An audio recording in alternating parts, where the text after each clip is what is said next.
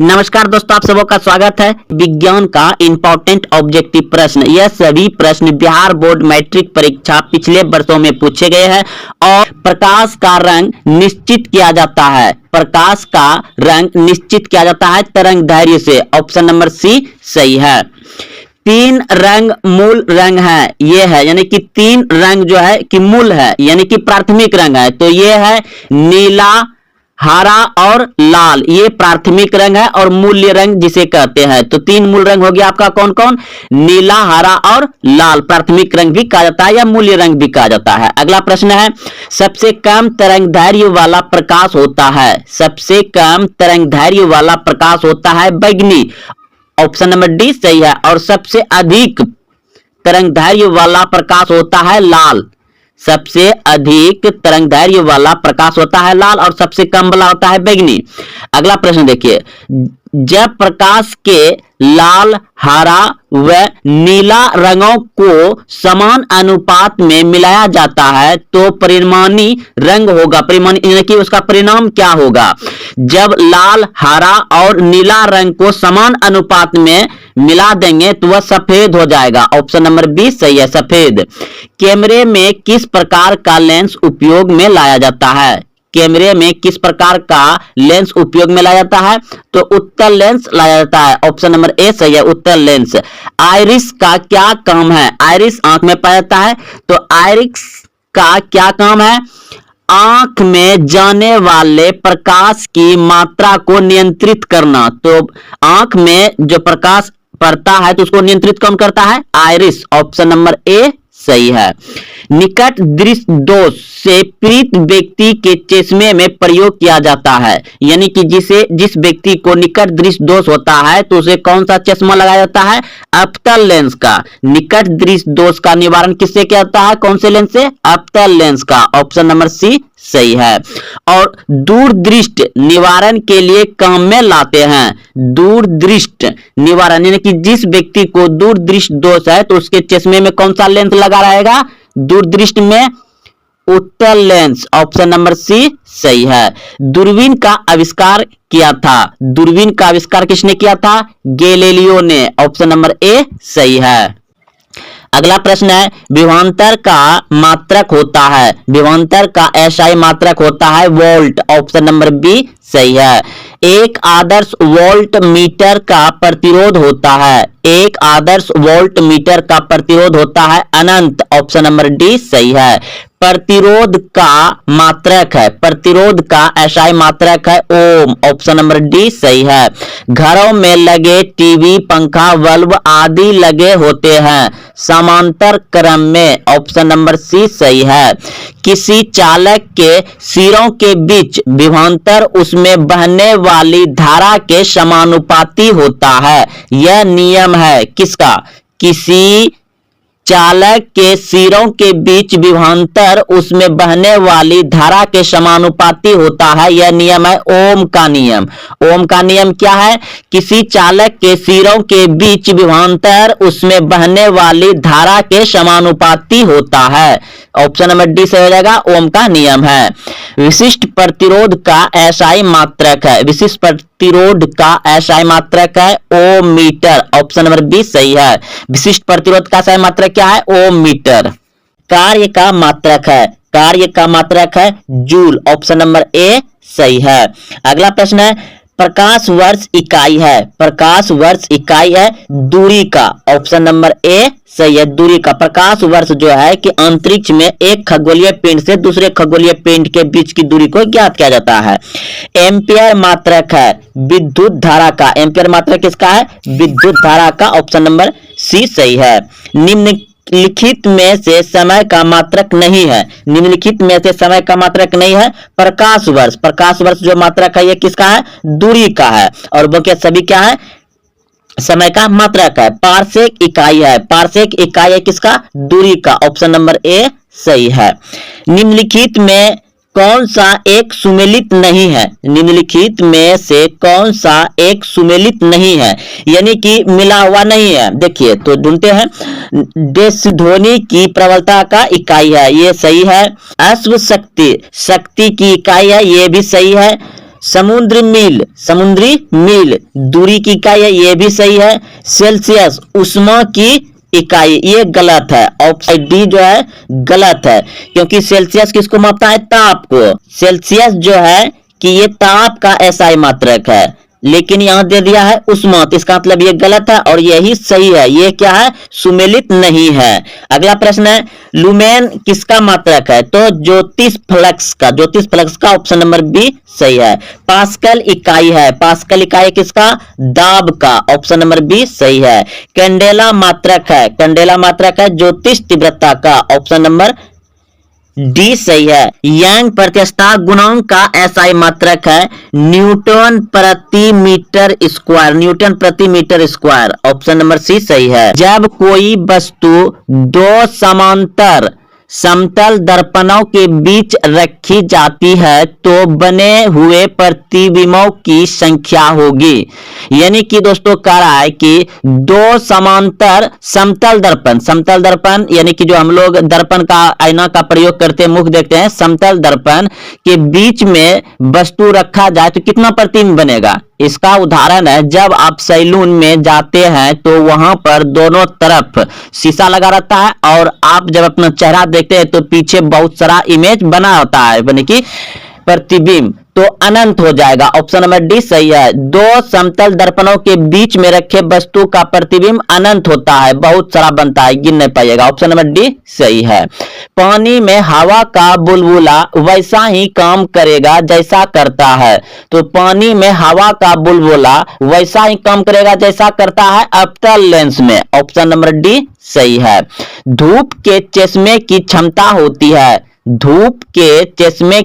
होती है 0 dioptre, option number A सही है। यदि किसी ऐनक के लेंस का पावर कितना है? +2 डायोप्टर हो तो इसके फोकस दूरी होगी 50 सेमी। याद रखिएगा, जब किसी भी ऐनक यानी कि ऐनक का डायोप्टर कितना होना चाहिए? 2 प्लस 2 डायोप्टर होगा तो उसका दूरी कितना होगा? फोकस दूरी 50 सेमी। निम्न में सबसे तेज हृदय धड़कन किसका होता है? तो ऑप्शन नंबर बी बिल्कुल सही है, चूहा का। फ्लोएम ऊतक द्वारा कार्बोहाइड्रेट का परिवहन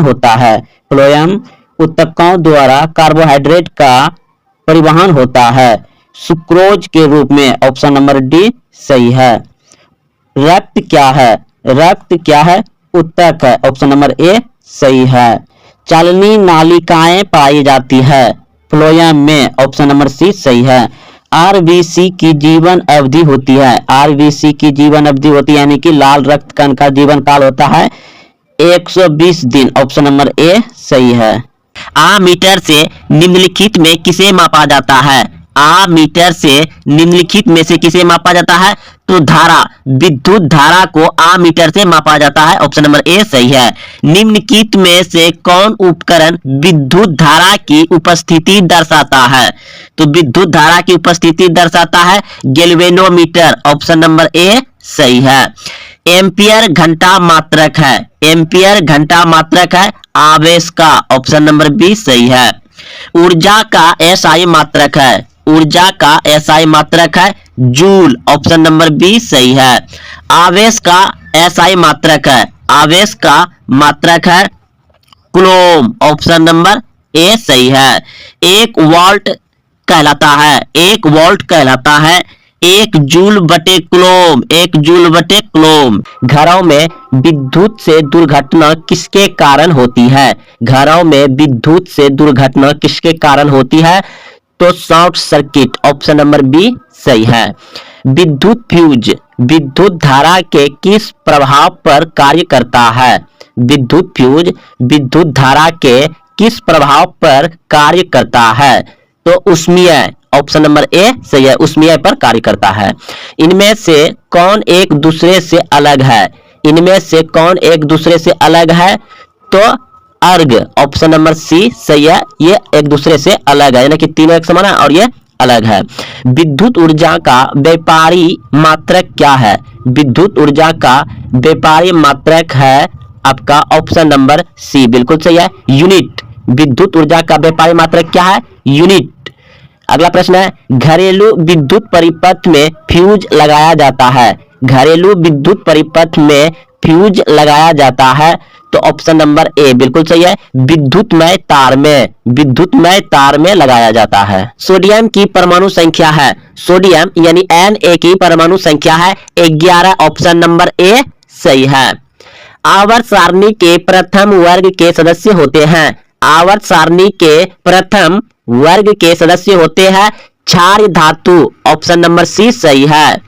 निम्नलिखित में सबसे भारी धातु कौन है? निम्नलिखित में सबसे भारी धातु है यूरेनियम, ऑप्शन नंबर बी सही है। इन चारों में से यूरेनियम सबसे भारी धातु है। सोने की परमाणु संख्या है, सोना यानी Au की परमाणु संख्या है 79, ऑप्शन नंबर सी सही है। पोटेशियम की परमाणु संख्या है, पोटेशियम की परमाणु संख्या है 19, ऑप्शन नंबर सी सही है 19। सिल्वर आयोडाइड का रंग कैसा होता है? सिल्वर आयोडाइड का रंग कैसा होता है? तो पीला रंग होता है, ऑप्शन नंबर सी सही है। सबसे कठोर प्राकृतिक पदार्थ है, सबसे कठोर प्राकृतिक पदार्थ है हीरा, ऑप्शन नंबर सी सही है। कार्बन के कितने रवादार अपरूप है? कार्बन के कितने रवादार अपरूप है? तो 3, ऑप्शन नंबर सी सही है। लोहे पर जिंक परत लेपित करने की क्रिया को कहते हैं, लोहे पर जिंक परत लेपित करने की क्रिया को कहते हैं गैल्वेनोकरण, ऑप्शन नंबर डी सही हो जाएगा।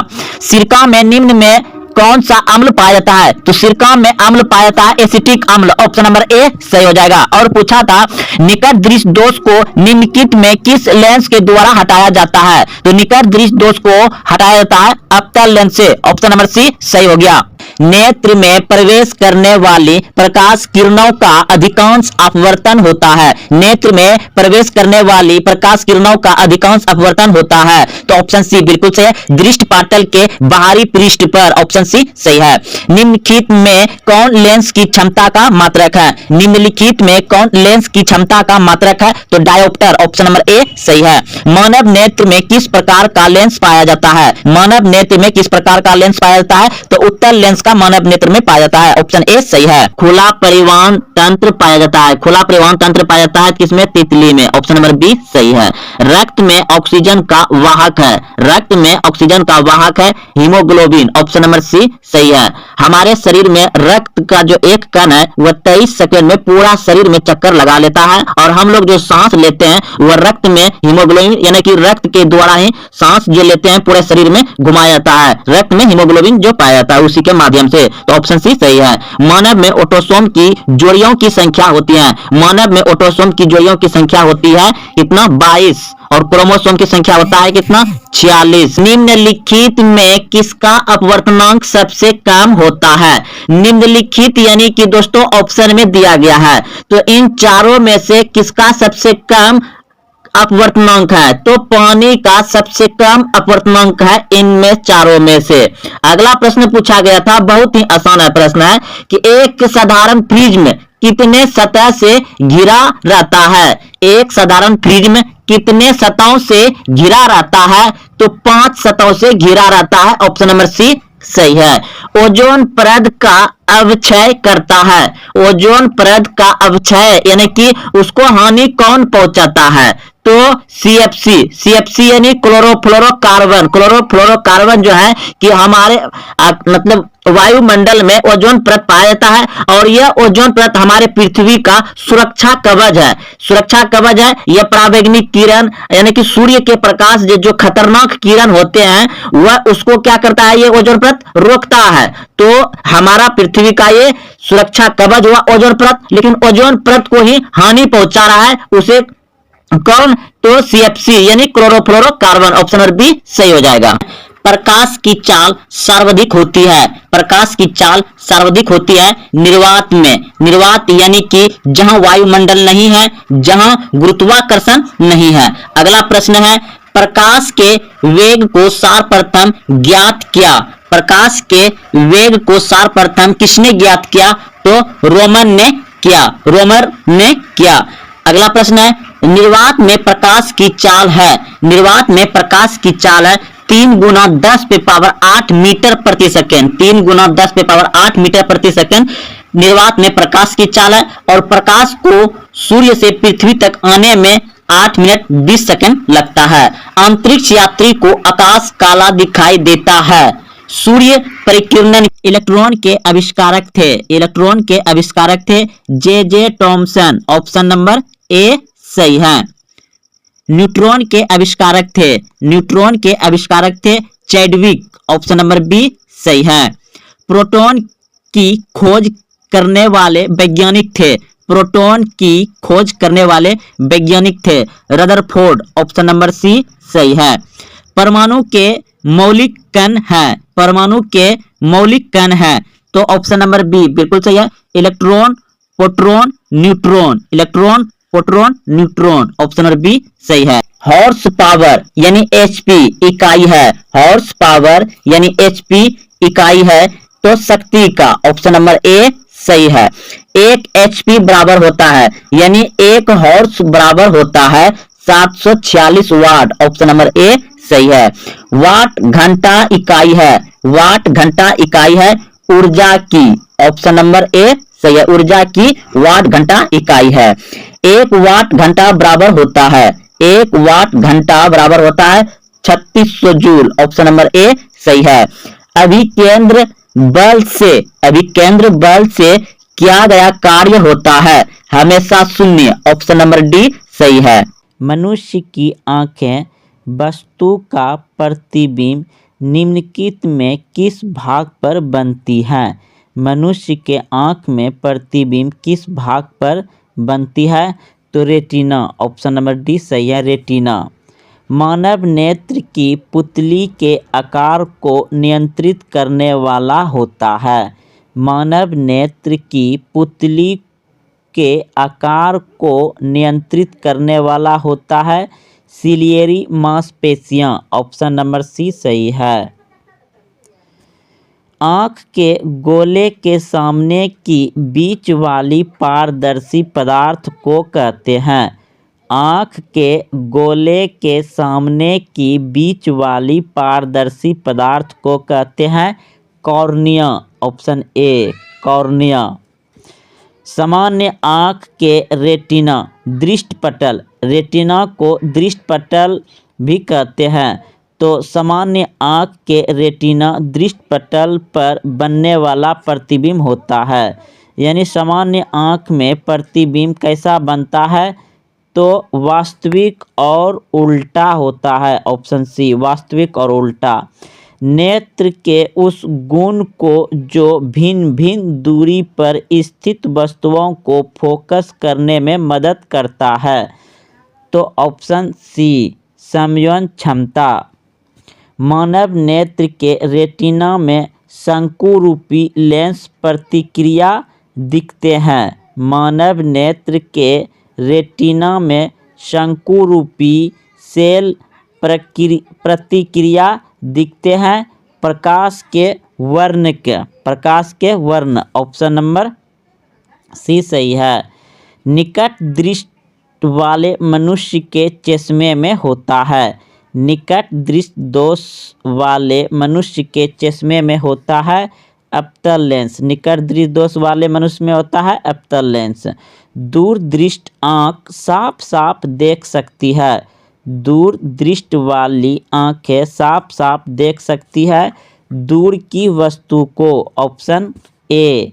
दूर दृष्टि दोष दूर करने के लिए चश्मे में प्रयोग किया जाता है। दूर दृष्टि दोष के लिए चश्मे में प्रयोग किया जाता है उत्तल लेंस। ऑप्शन नंबर खो यानी बी सही है। सामान्य आँख के लिए स्पष्ट की न्यूनतम दूरी। सामान्य आँख के लिए स्पष्ट दृष्टि की न्यूनतम दूरी होती है 25 सेंटीमीटर। ऑप्शन नंबर डी सही है।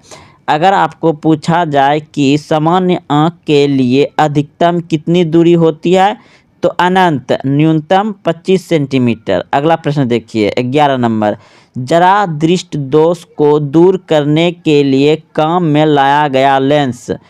तो जरा दृष्टि दोष को दूर करने के लिए काम में लाया गया लेंस होता है द्विफोकसीय। Option D द्विफोकसीय। किस दृष्टि दोष के निवारण के लिए अवतल लेंस का उपयोग किया जाता है?